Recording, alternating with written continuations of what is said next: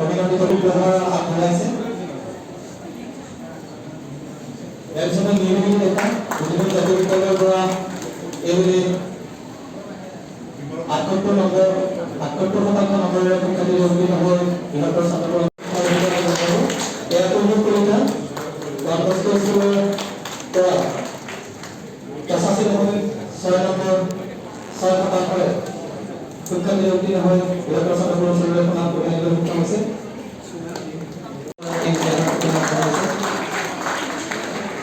প্ৰতিগৰাকী ছাত্ৰ ছাত্ৰীলৈ আমাৰ অভিনন্দন তথা শুভেচ্ছা আছে আৰু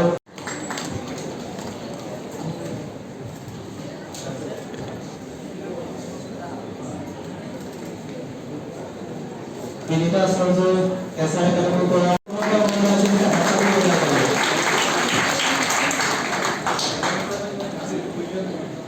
ইয়াৰ পিছত আমি মনত ৰাখিব বিচাৰিছোঁ তিনিটা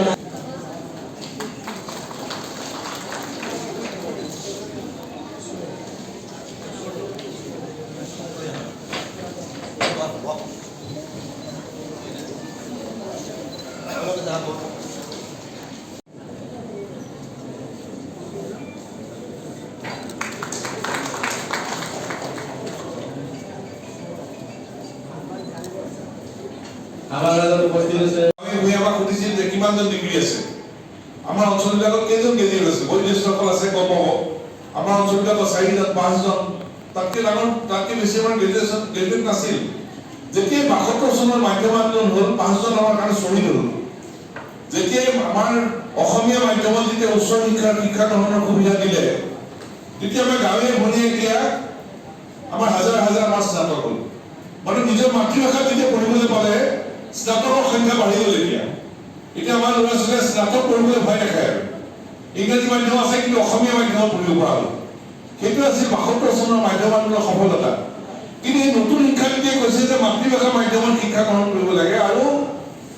মাতৃভাষা মাধ্যমত শিক্ষা গ্ৰহণ কৰিবলৈ বিভিন্ন জাতি জনগোষ্ঠীৰ ভাষাক গুৰুত্ব দিছে সৰ্বাধিক গুৰুত্ব দিছে আৰু এতিয়া নতুন শিক্ষানীতি মতে ইঞ্জিনিয়াৰিং মেডিকেল কলেজৰ পাঠ্যক্ৰম প্ৰস্তুত কৰিবলৈ দিছে নতুনকৈ এতিয়া মধ্যপ্ৰদেশত গৃহমন্ত্ৰী লৈ পেলাই পাঠ্যক্ৰম উদ্বোধনী কৰি আহিল মেডিকেলত ইউনিভাৰ্চিটিবিলাকত কৈছে যে মাতৃভাষা মাধ্যমত পঢ়িবলৈ দিব লাগে পৰীক্ষা দিবলৈ সুবিধা দিব লাগে আৰু গৱেষণা কৰিবলৈ সুবিধা দিব লাগে